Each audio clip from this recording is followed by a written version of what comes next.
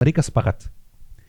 Ada 3 orang yang merupakan sumber kekacauan umat Islam di zaman kita ini, kata mereka. Yang pertama Ali bin Abi Thalib, yang kedua Muawiyah bin Abi Sufyan, yang ketiga Amr bin Al-As. Maka mereka memutuskan 3 orang ini kami harus bunuh. Dan mereka memutuskan untuk membunuh 3-tiganya di hari yang sama, di waktu yang sama, di 3 kota yang berbeda. Jadi ini mirip-mirip ya, ada beberapa hal gitu, ibaratnya kayak kepada sesama muslim dia kasar, dia keras, memusuhi, tapi kepada yang non muslim yang jelas-jelas berkhianat dari Allah, dia baik gitu. Jadi seperti pernah menganggap bahwa ahlul bid'ah lebih bahaya daripada kafir.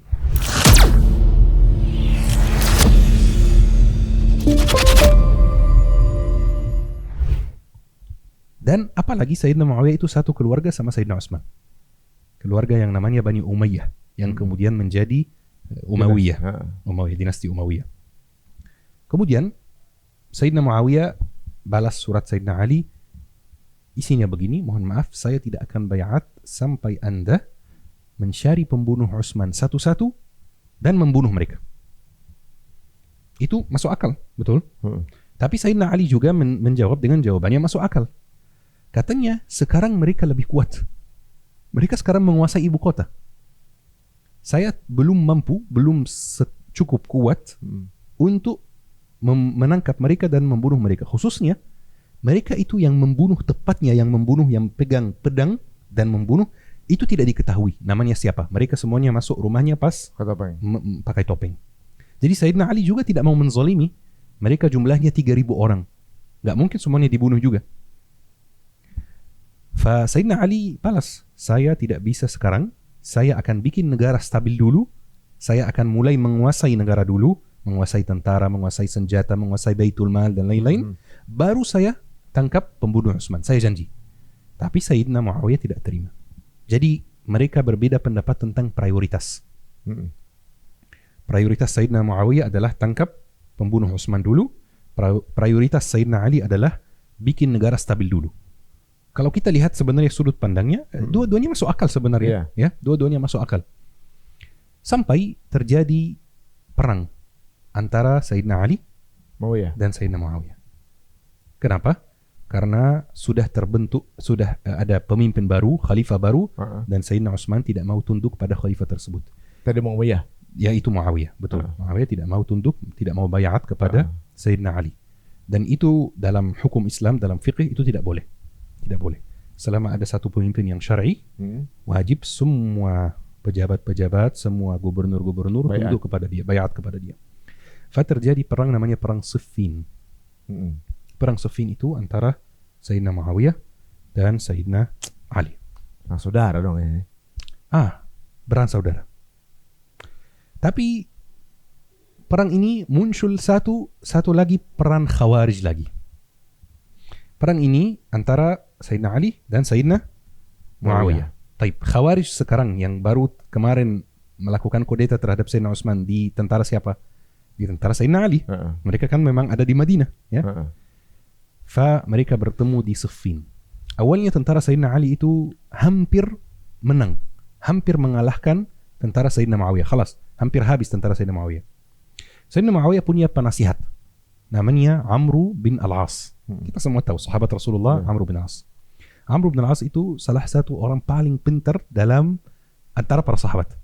Pintar soal strategi, perang, politik dan lain-lain. Maka Sayyidina Amr bin Al-As menasihati Sayyidina Muawiyah. Kalau kita lanjut perang ini, kita akan kalah. Khalas, tidak mungkin menang. Maka kita harus cari cara agar perang ini selesai atau berhenti untuk sementara.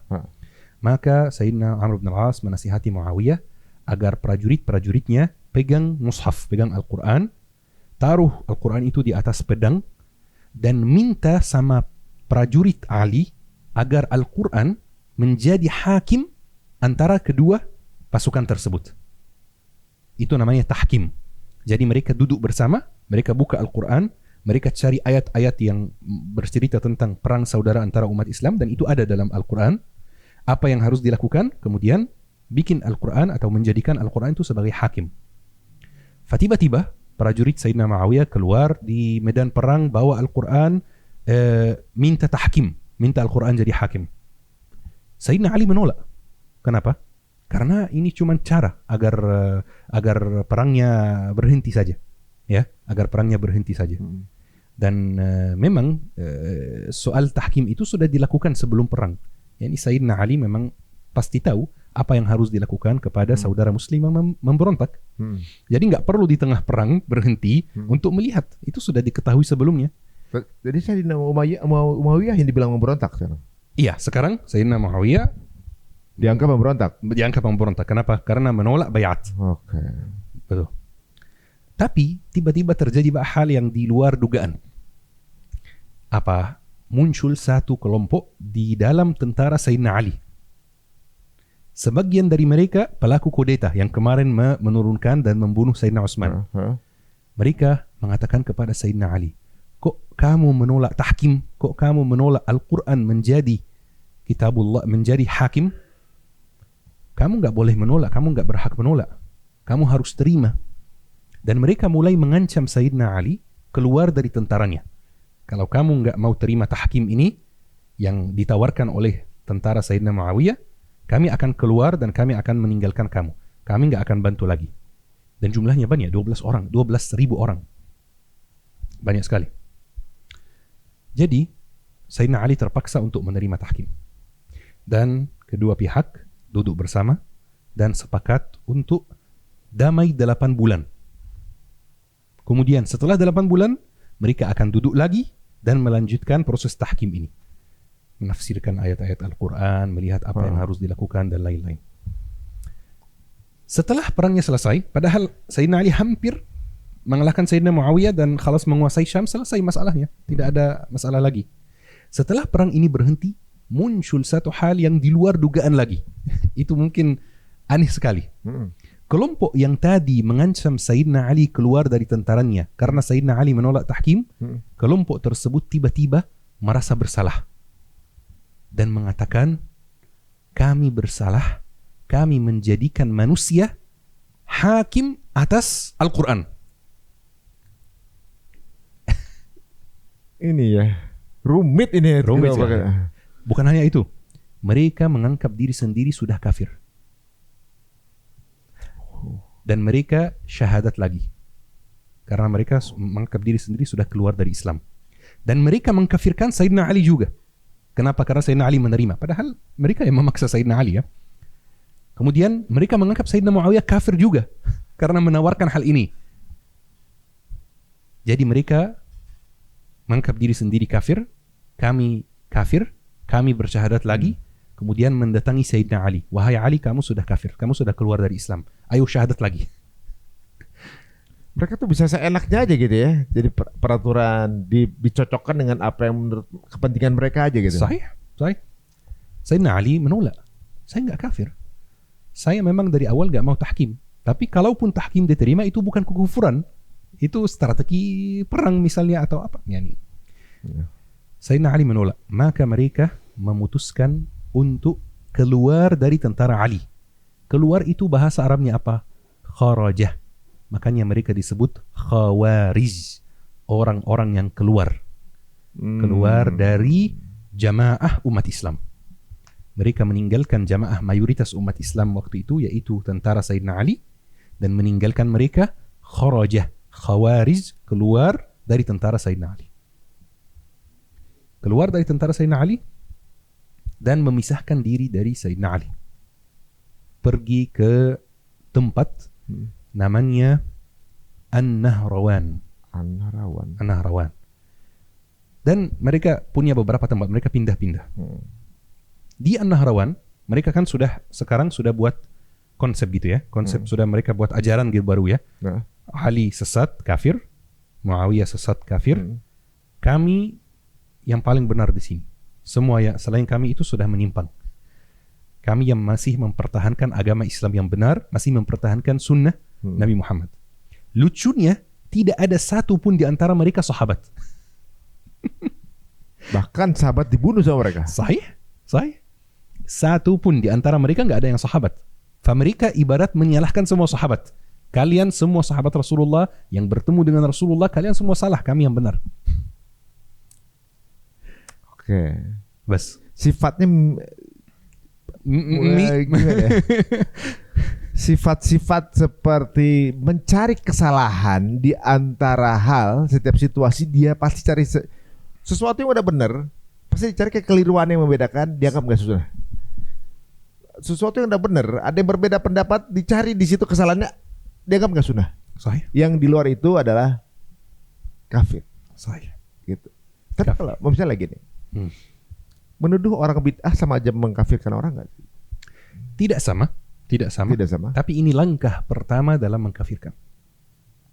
Langkah pertama. Hari ini menuduh dia ahli bid'ah, besok menuduh dia sesat, lusa menuduh dia kafir.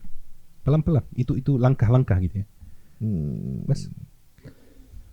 Jadi kalau kita lihat polanya adalah mencari kesalahan. Sahih. Bahkan mencari kesalahannya, bahkan setingkat sahabat Nabi aja. Ya ketika itu kemudian memiliki ikhtiar memudahkan kepada saudaranya dalam beribadah atau juga mungkin salah pemahaman, kemudian mencoba nggak menjalankan sesuai, tapi tetap nggak salah juga. Sahih. Misalnya sholat di Mina, sholat 4 rakaat juga nggak haram sebenarnya. Nggak haram. Nggak haram. Memang juga. nggak dilakukan Rasulullah, tapi nggak haram. Tapi nggak haram. Nggak haram. Bukan menjalankan sunnahnya, Iya. tapi bukan sesuatu yang haram. Betul sekali. Dengan niatan agar yang baru masuk Islam itu juga nggak keliru. Tidak keliru, betul. Nanti kalau di sholat 2 rakaat, yang baru masuk Islam nyangka sholatnya 2 rakaat, itu Sahih. lebih parah lagi, Sahih, lebih betul. bid'ah lagi tuh. Betul. Di situasi tersebut mereka nggak mau tahu, pokoknya tidak sesuai dengan apa yang dilakukan Nabi, itu dianggap Sesat. bid'ah. Sekelas Utsman bin Affan pun dibid'ahkan Sahih. sampai akhirnya dibunuh, Sahih. mengganti dengan khalifah yang lain. Sahih. Ketika terjadi perselisihan, perbedaan pendapat, perbedaannya yang ini salah yang selalu menganggap pilihan adalah yang salah, dan yang nggak sama adalah sesuatu yang sesat, menyimpang, atau bahkan di level tertingginya kafir. Betul. Jadi namanya adalah Khawarij. Tapi ceritanya belum selesai. Belum selesai. Mereka setelah memisahkan diri dari tentara Sayyidina Ali, mereka pergi ke tempat namanya An-Nahrawan itu. Kemudian di sana mereka bertemu dengan salah satu sahabat Nabi Muhammad SAW. Namanya Abdullah bin Khabbab bin Al-Arat. Namanya lumayan terkenal. Mereka menghentikan Sayyidina Abdullah yang bersama istrinya yang lagi hamil. Dan bertanya kepada Sayyidina Abdullah, bagaimana pendapatmu tentang Abu Bakar, tentang Umar, tentang Utsman, tentang Ali? Mengecek Sayyidina Abdullah itu sama mereka atau sama Ali. Sayyidina Abdullah menjawab dengan jujur.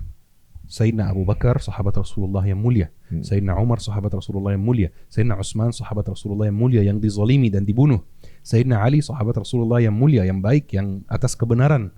Maka mereka membunuh Sayyidina Abdullah.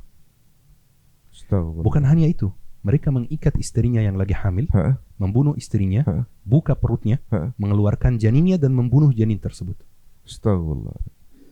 Itu Islam yang mana yang ngajarin kayak gitu? Lucunya ada 2 peristiwa yang terjadi setelah peristiwa pembunuhan Sayyidina Abdullah itu. Peristiwa yang pertama, di jalan mereka ketemu orang non-muslim. Mereka kasih dia makanan, kasih dia minuman, karena Rasulullah telah mewasiatkan mereka untuk berbuat baik kepada yang non-muslim. Ya, memang yang non-muslim, kalau tetangga kita tidak berperang, kita harus berbuat baik. Tapi bagaimana dengan saudaramu yang barusan dibunuh sekarang? Setelah itu, satu orang dari mereka duduk di bawah pohon. Kemudian pohon tersebut, pohon apel kalau tidak salah, atau pohon apa saya lupa riwayatnya. Pokoknya ada buah. Jadi salah satu dari Khawarij makan buah itu sambil duduk di bawah pohon. Sama pemimpin Khawarij ditegur, kamu nggak takut Allah, kamu nggak bertakwa. Ini bukan pohon kita, ini pohon orang lain. Kita nggak boleh makan harta orang lain, walaupun satu buah saja. Jadi mereka perhatian sekali terhadap satu buah aja nggak boleh, tapi darah orang Muslim ditumpahkan, tapi orang Muslim yang lain dikafirkan. Jadi ini mirip-mirip ya, ada beberapa hal gitu, ibaratnya kayak kepada sesama muslim dia kasar, dia keras, memusuhi, tapi kepada yang non muslim yang jelas-jelas berkhianat dari Allah, dia baik gitu. Jadi seperti pernah menganggap bahwa ahlul bid'ah lebih bahaya daripada kafir. Sahih. Gitu Lebih kan? bahaya dari kafir atau lebih bahaya dari ahli maksiat? Ahlul bid'ah itu jauh lebih bahaya dari ahlul maksiat dan juga Sahih. orang kafir. Contoh banyak akun cara di kehidupan modern ya, Yeah. gitu ya. Akun-akun sosial media yang mencoba untuk berdakwah dengan cara-cara yang berbeda yang dia paham mungkin, dengan cara multimedia, dengan cara dengan berbahasa seperti kaum saat ini gitu misalnya. Itu langsung Modern sedikit. dengan modern gitu betul. ya. Kemudian akunnya diserang. Inilah pelaku-pelaku bid'ah fest misalnya gitu. Inilah para pelaku-pelaku bid'ah saat ini gitu. Sedangkan mereka tidak pernah melakukan penyerangan terhadap akun-akun yang mensiarkan kekafiran. Atau akun Zionis misalnya. Atau Akun Zionis. Atau juga akun maksiat sekalipun. Saya. Akun-akun konser misalnya. Sahih. Akun-akun hura-hura maksiat. Mereka nggak pernah serang. Sahih. Yang mereka serang adalah Islam yang tidak sesuai dengan mereka. Sahih.